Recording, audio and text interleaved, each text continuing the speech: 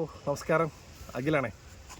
ഒരു കുറേ നാളുകളായി വീഡിയോ ഒക്കെ ഇതിലൂടെ നിങ്ങളിലേക്ക് വന്നിട്ട് പിന്നെ എൻ്റെ ഫാമിൻ്റെ വിശേഷങ്ങളൊക്കെ കുറേ നാളുകളായിട്ട് വീഡിയോ എടുക്കാൻ വേണ്ടി പറ്റാറില്ല. നല്ല തിരക്കാറുണ്ട്. ഒന്ന് നമ്മുടെ ഫാം ഒന്നുകൂടി എല്ലാവർക്കും ഇപ്പോഴത്തെ ഒരു ഫാമിൻ്റെ അവസ്ഥ ഒന്ന് പരിചയപ്പെടുത്താൻ വേണ്ടിയാണ്. നമ്മുടെ ഫാം ഇപ്പോൾ ഞാൻ പറഞ്ഞല്ലോ, കുമ്പളങ്ങിയിൽ നമ്മൾ പള്ളുരുത്തിയിലേക്ക് കൊണ്ടുവന്നു. പള്ളുരുത്തിയിൽ ഇതാ ഈ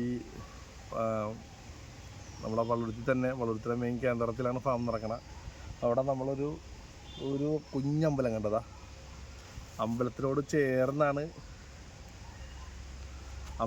ചേർന്നാണ് നമ്മുടെ ഫാം നടക്കുന്നത്. അതിൻ്റെ ഒരു എന്താ പറയുക, ആ ഒരു ഐശ്വര്യം നമ്മുടെ ഫാമിനുണ്ടെന്നാണ് ഞാൻ വിശ്വസിക്കുന്നത്. അതേപോലെ നമ്മുടെ പ്രദേശമൊക്കെ അതേ നോക്കിയത് കംപ്ലീറ്റ് പച്ചപ്പൊക്കെ ചേർന്നൊരു സ്ഥലമാണ്. ഇപ്പോൾ ഒരു കാവാണ് സത്യത്തിലൂടെ. അപ്പോൾ അവിടെ നമ്മുടെ പശുക്കളും കൂടി അവിടെ ഒരു വലിയ കുഴപ്പമില്ലാത്ത രീതിയിൽ നിന്ന് പോണേണ്.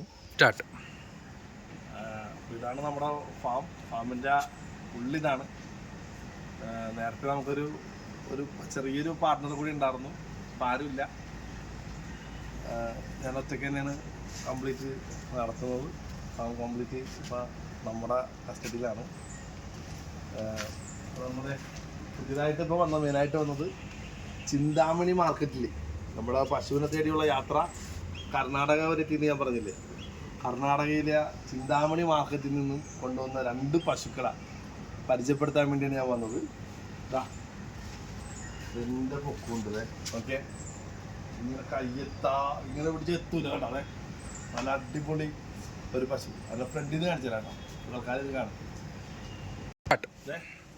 പിന്നെ മുഖമൊന്ന് കാട്ടട്ടാ പാളങ്ങൾ കാട്ടട്ടാ. അവൻ നാണക്കാരനാന്ന് തോന്നും. മുഖം കാണിക്കാൻ പറഞ്ഞിട്ട് അവൻ കാണിക്കല്ല. ഇതാണ് ആള്.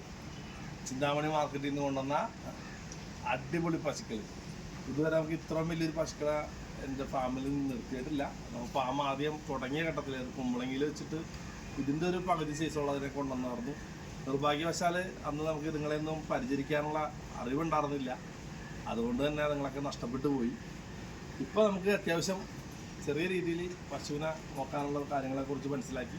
പിന്നെ അതിലുപരി എനിക്കതൊക്കെ നോക്കാൻ കഴിയുന്ന ഒരു പണിക്കാരെന്നുള്ള ഇവിടുത്തെ മെയിനായിട്ട് പുള്ളി നിൽക്കുന്നതാണ് അണ്ണനുണ്ട്.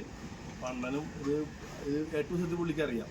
അപ്പോൾ പുള്ളിയുടെ ഒരു പരിചരണം കൂടി ചെല്ലുമ്പോൾ വലിയ കുഴപ്പമില്ലാണ്ട് ഈ സംഭവം മുന്നോട്ട് പോകുന്നുണ്ട്. അതുപോലെ അടുത്തൊരാൾ വരാം കേട്ടോ. നമ്മളെ ഇന്ന് കാൽസ്യം ഒക്കെ കൊടുത്ത് നിർത്തിയേക്കണേ. 2 ദിവസമായിട്ടുള്ളൂ ഇപ്പോൾ താഴെ പ്രസവിച്ചിട്ട്.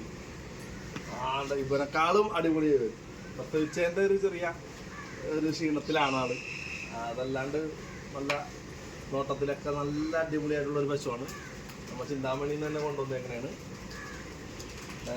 അപ്പം അതിൻ്റെ ഒരു പരീക്ഷണത്തിലെടുത്ത് നോക്കിയേക്കണേ കേട്ടോ.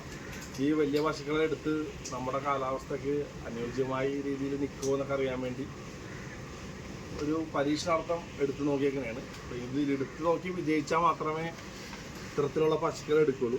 കാര്യം എന്താണെന്ന് വെച്ചിട്ടുണ്ടെങ്കിൽ ചെറിയ പശുക്കൾ എടുക്കുന്നതിന് നല്ലത് പാൽ ക്വാളിറ്റിയുള്ള 2 പശുക്കളെ എടുത്താൽ ഒരു 3-4 പശുവിൻ്റെ ഗുണം ചെയ്യും.